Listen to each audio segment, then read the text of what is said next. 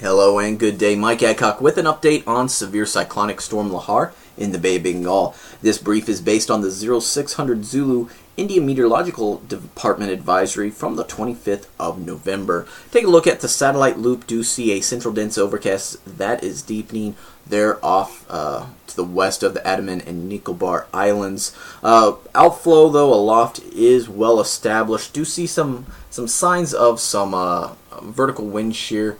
Off to the southeast, not a whole lot of cirrus being shown, and then significant amounts of cirrus off toward the northwest. Really shouldn't be that much of a factor, though. It hasn't stopped Lehar from strengthening so far, and should be easily offset by this outflow aloft. I'm going to continue to track off to the west-northwest along the southern edge of the high that's entrenched over China.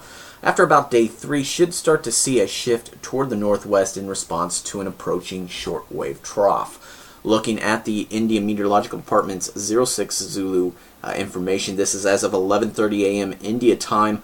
The center of Lehar was estimated about 90 kilometers west-northwest of Port Blair, India, or 1,135 kilometers southeast of Visakhapatnam, and it is continuing to move off to the west-northwest at 15 kilometers per hour. Current winds are 120, gusting up to 130 kilometers per hour, and a central pressure estimated at 988 hectopascal.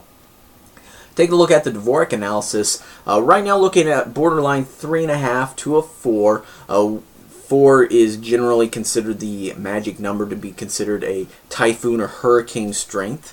IMD is going with 3.5. NESDIS, very interesting here, went with a data T of 4.0. That's based off of a CDO of 2.2 degrees. Also, applying the model should also be a 4.0 as well. They opted to go with a pattern, which is very unusual for them to go with a pattern, especially since you do have, reasonable data T and model T numbers. The 3.5, though, why they opted for that was, on visible and infrared imagery, it looks good. Looks like it should be a 4.0. But when you start looking at the microwave imagery, it's not quite as impressive as what the data T and MET T numbers would indicate. So they feel that those numbers aren't quite representative of the current strength, and suggest that it actually could be between numbers 3.5 to 4, so probably like a 3.7 or so. That being said, JTWC actually came up with the same numbers, at least data T and model T wise, so 4.0 for both. Pattern T was as well 3.5. Actually went a different process to get their data T. They used the convection wrap, which got them 1.1 or 11/10ths of a wrap, a little bit more than a complete wrap. They opted to go with 4, which is why JTWC's initial intensity is at 65 knots. Interestingly to note, the advanced Dvorak technique actually went with a 3.7 for the current intensity, 3.5 for the final T, which actually yields a lot of credibility to NESDIS's analysis. 3.7 would actually get you about 59 knots. So 60 knots, 65 knots, in that ballpark should be either a very strong tropical storm, or the equivalent of a tropical storm, or a weak hurricane. So enough about that. Taking a look at the surface analysis, I pulled this from the Thai Meteorological Department. This is as of 0 Zulu.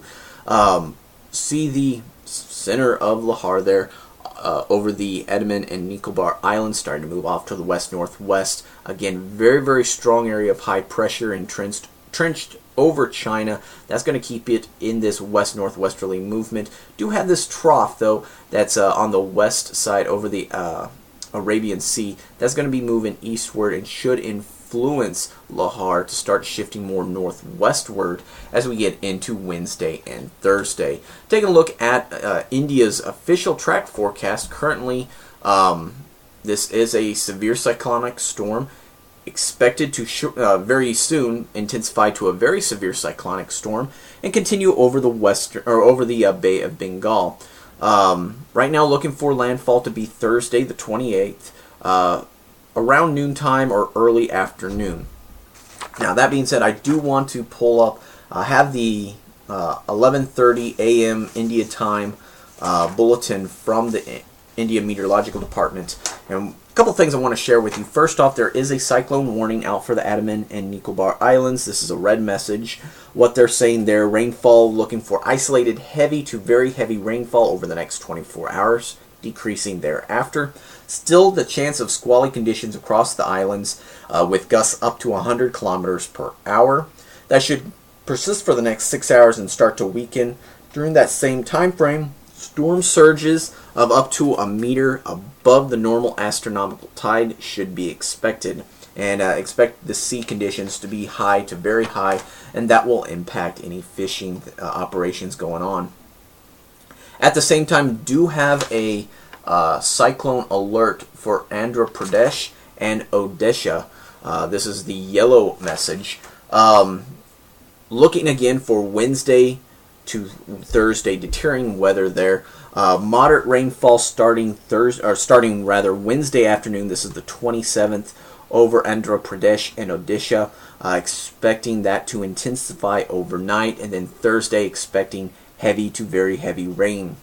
Again, it's going to be very windy with this system. Right now, looking for 65 kilometer per hour gusts starting on Wednesday evening. By Thursday, those winds should intensify with gusts up to 200 kilometers per hour in north coastal Andhra Pradesh, and then far southern coastal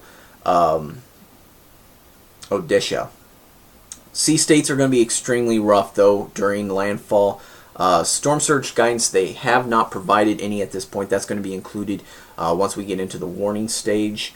Right now, though, looking at extensive damage to the Kutcha houses, disruption to power and communications, railroad traffic is going to be halted, flying debris, flooding, low-lying flooding concerns, and agricultural crop damage as well. So we're going to continue to monitor the progress of Lehar as it approaches eastern India. There's going to be continue to follow continue to monitor forecasts and warnings from your local meteorological agency as we get toward midweek. Taking a look at the Joint Typhoon Warning Center, very similar track forecast. Matter of fact, just prior to landfall, they're anticipating gusts or wind speeds of 185 kilometers per hour, gusting up to 230. Right now, current intensity 120, gusting up to 150 kilometers per hour, which is actually pretty much on the same, saying the same tune as India.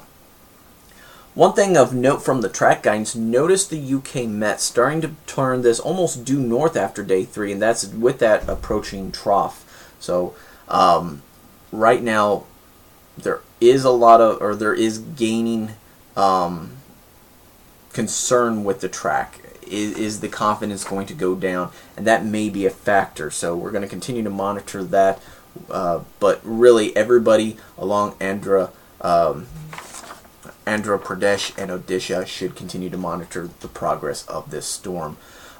Intensity guidance still on the low end of the spectrum. Really hasn't picked up.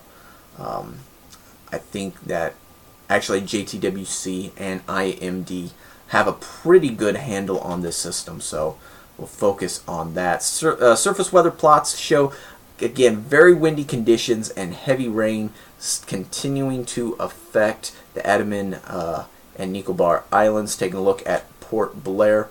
Currently, winds are out of the west-southwest, very strong, 65 kilometer per hour. Light rain is affecting the visibility down to a kilometer there, and our pressure down to 997 hectopascal. Of course, you can get this and other Western Pacific analysis over at westernpacificweather.com. You can also follow along on Twitter and Facebook. We'll be posting updates as Lehar approaches eastern India. You can also join in on the conversation at storm2k.org. Thank you all for tuning in. Be safe, have a great day, and take care.